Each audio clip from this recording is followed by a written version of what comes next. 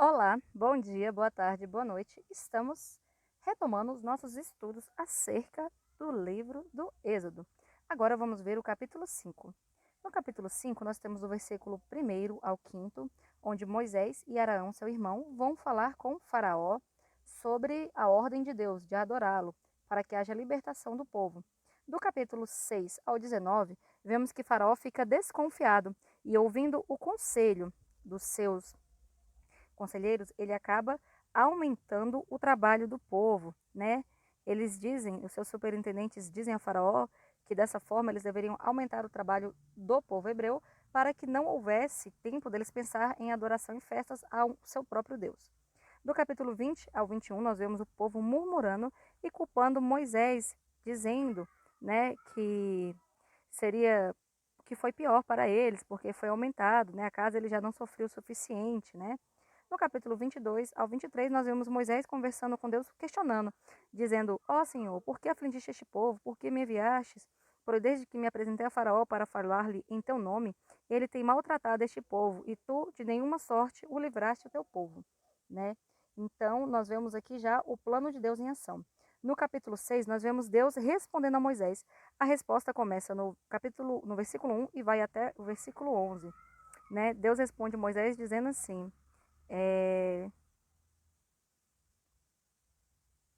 Agora verás o que hei de fazer a Faraó, pois por mão poderosa eu os deixarei ir, e por mão poderosa eu os lançarei fora da sua terra.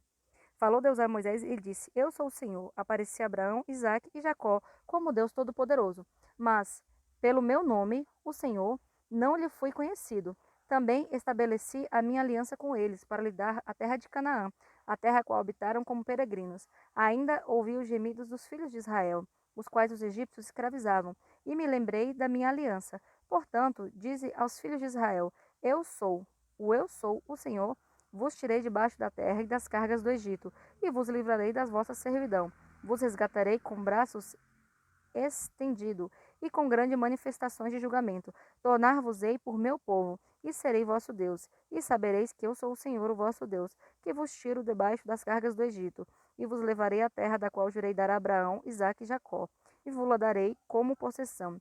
Eu sou o Senhor, o seu Deus. Desse modo falou o Senhor a Moisés, e Moisés falou aos filhos de Israel, mas eles não atenderam a Moisés. Né?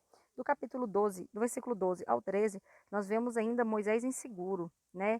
Em relação, Moisés ele responde ao Senhor dizendo: Eis que os filhos de Israel não têm me ouvido, pois como Faraó me ouvirá, né? E Deus responde a Moisés, né? Que ele faria grandes milagres, né? E que eles fossem falar ao rei do Egito.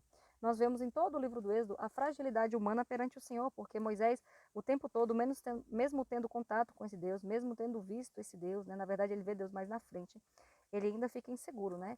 E isso é normal do ser humano. Quantas vezes nós nos sentimos inseguros diante das missões que Deus nos dá? Do versículo 11 ao 27, nós temos a genealogia de Moisés e de Araão. E do 28 ao 30, Moisés diz a Deus que não será ouvido. Mais uma vez, Moisés titubia, né? E é totalmente compreensível, né? Porque Moisés não estava lidando com uma situação simples, né? Até então era um Deus supostamente desconhecido, né? Mas enfim, né? Deus, ele mostra seu grande poder. No capítulo 7, nós temos Deus mais uma vez falando a Moisés do versículo 1º ao versículo 6º, encorajando, né? E aqui Deus dá uma pequena prévia para Moisés falando, no versículo 4, o faraó não vos ouvirá, e eu porei minha mão sobre o Egito e farei sair as minhas hostes, o meu povo, os meus filhos, né? Nós temos Moisés, ele vai de encontro, e é muito interessante porque Moisés é como Deus sobre Faraó, e Arão é como o profeta. É muito importante a posição. Muitas pessoas não conseguem entender, né, o quão Moisés foi importante para Deus em questão de relacionamento, né? Moisés, ele ocupa o lugar de Deus na vida de Arão, na vida de Faraó, e Arão ocupa o local de profeta, apesar de não ser profeta. O profeta era Moisés. No versículo 7, nós temos que o relato que Moisés tinha 80 anos e Arão 83, enquanto eles estavam peregrinando para o castelo de Faraó em busca da libertação do povo, né? E é uma coisa muito interessante, porque o povo poderia simplesmente de noite ter fugido, dado as costas e fugido. Mas Deus não gosta de nada que seja ilegal. Deus, ele não faz nada escondido dessa maneira, né? Deus, ele gosta das coisas claras. O faraó libertou. Existem leis que devem ser respeitadas e o próprio Deus as respeita, né? E a gente às vezes se sente velho para fazer algumas coisas e tá aí, né?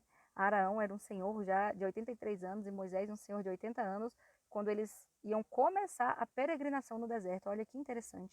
No versículo 7 ao 13, vemos que Moisés realiza sinais na presença de Faraó. Nós vemos que o Senhor fala a Moisés: quando o Faraó vos disser, fazei os milagres que vos acreditem. Dirás Araão: toma o teu bordão e lança diante do Faraó, e o bordão se tornará em serpente. Então Moisés e Araão chegaram a Faraó e fizeram como o Senhor falou.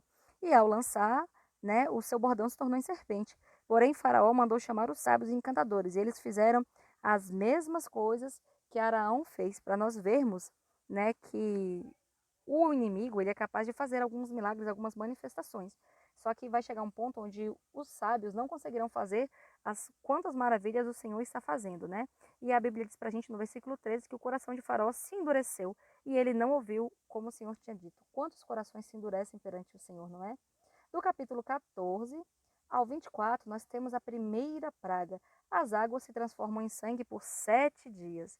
É interessante porque Moisés faz isso na frente de Faraó e dos seus magos, né? E a Bíblia diz que todos os lagos, lagoas, reservatórios de água se tornaram sangue no Egito. Então até as pequenas bacias de água que a pessoa tinha em casa se transformavam em água, né?